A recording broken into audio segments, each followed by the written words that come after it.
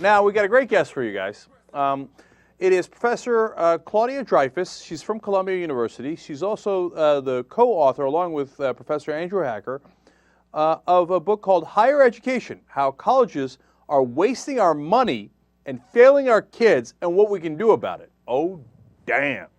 Professor Dreifus, no you didn't. Hello there, Jenk. Hey, how are you? I'm good. It's a kind of autumn day here in New York where I live.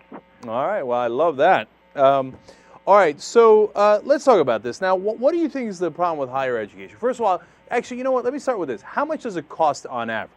Well, if you're going to a private university, it's costing about $250,000 for 4 years. Certainly at the elite private colleges, that's what it will come to when you start adding on all the little extras.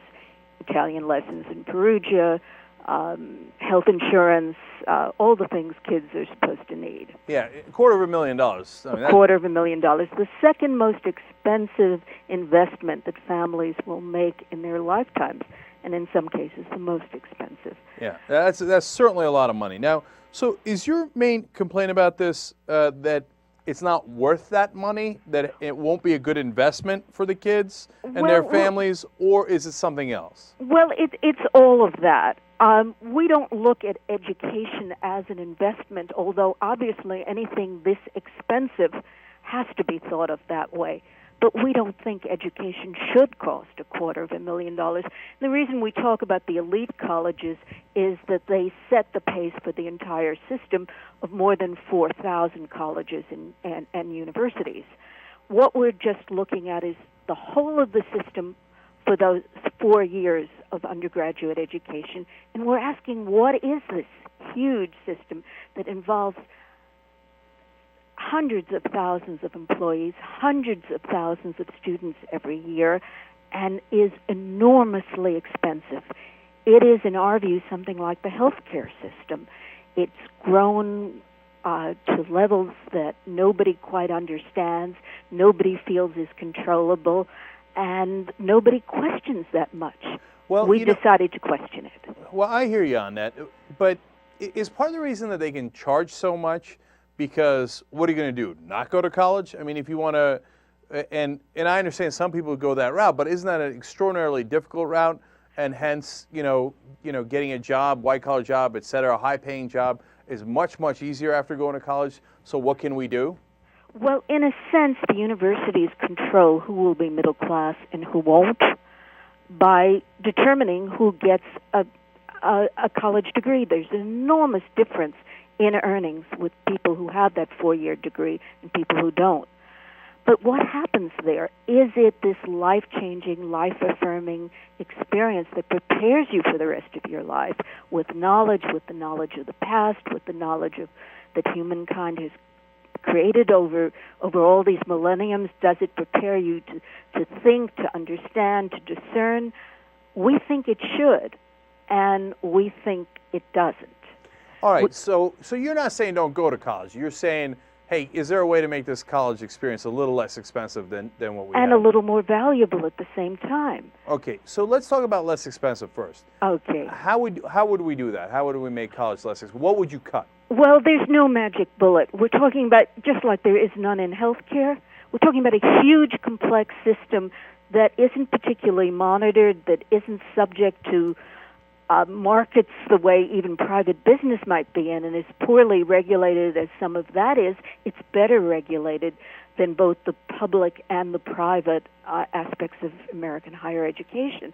I mean, a lot of these schools don't, in the end, really have to report on their bottom line. And frankly, I'd rather read an Enron spreadsheet than try to figure out what's going on at Harvard financially. But they're a private institution. I mean, they're allowed to do whatever they want. They're a right? tax-deductible, charitable institution that gets huge write-ups and advantages because of their status. So and they just blew a third of their endowment with stupid, unwise, weird investments that nobody can understand. So we're talking to Claudia Dreifus. She's a professor at Columbia, but she's also a writer for the New York Times Science section. And she wrote this book, Higher Education, How Colleges Are Wasting Our Money, Failing Our Kids, and What We Can Do About It.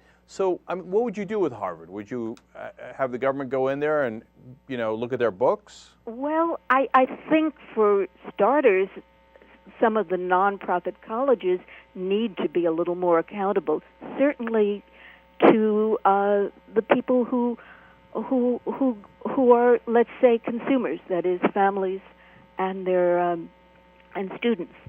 And I think that families and students need to start asking questions of the institutions. 30 years ago, people didn't ask a lot of questions about the medical system, and we didn't question doctors when we went in there. We didn't question our bills, and the system mushroomed and grew, and people eventually learned that they had to ask questions. They had to look at their hospital bills because they would get bills that made no sense.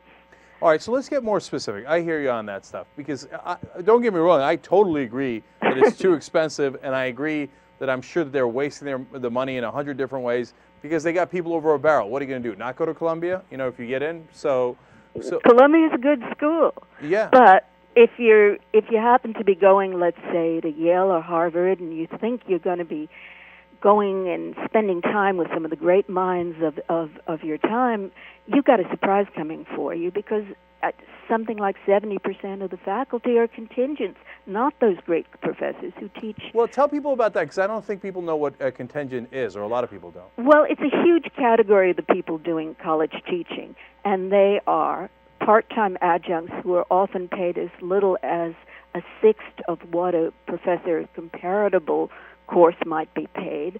That is almost a poverty wage for an educated person. They are often graduate students doing teaching with no preparation whatsoever, as if teaching young people doesn't require some kind of preparation.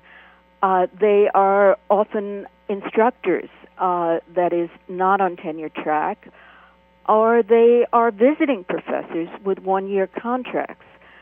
And that's the huge segment of the people doing the teaching, even at the fanciest colleges, those $50,000 a year schools.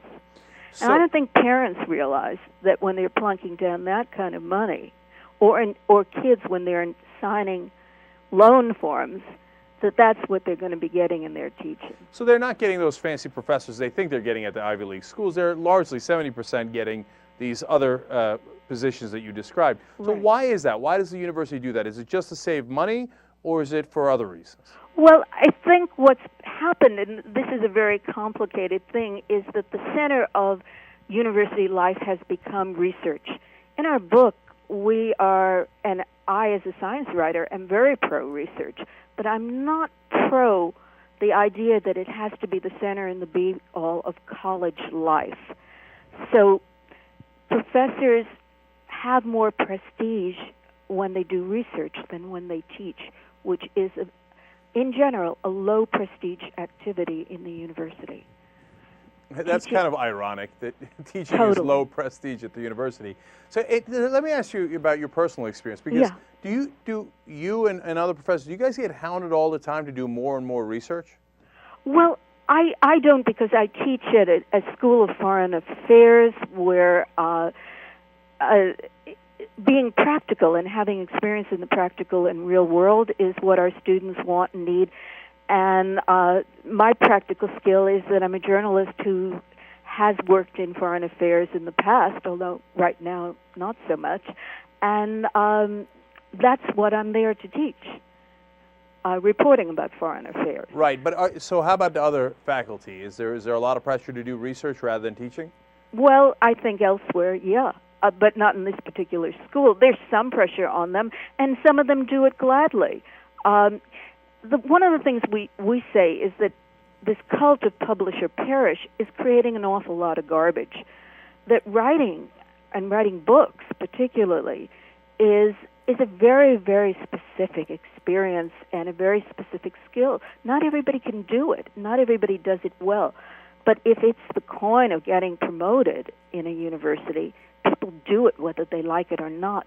They do it whether they're good about it or not. They do it whether they have anything to say or not.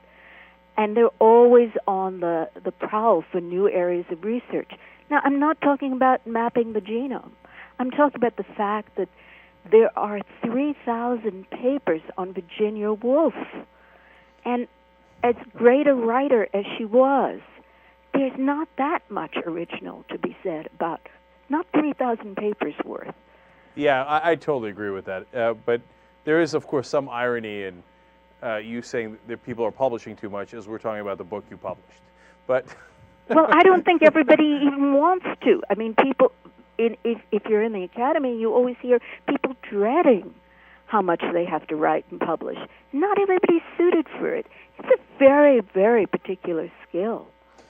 Yeah, I hear you. And, you know, it's one last random thing for me is I remember taking philosophy courses when I was an undergrad.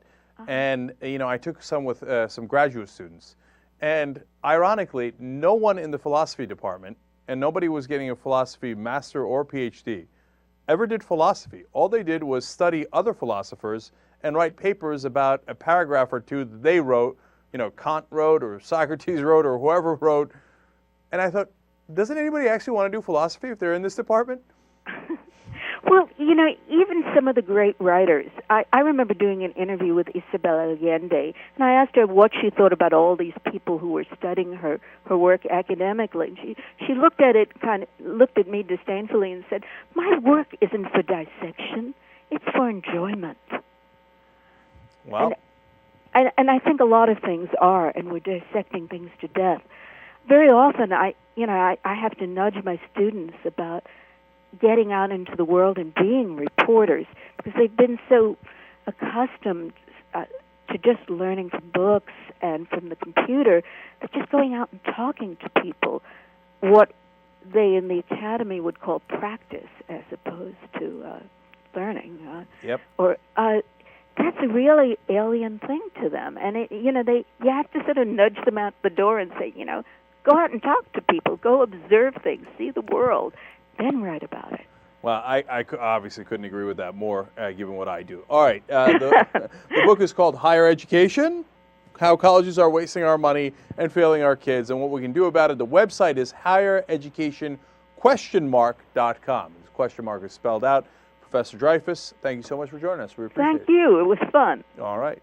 Take care. Fun indeed.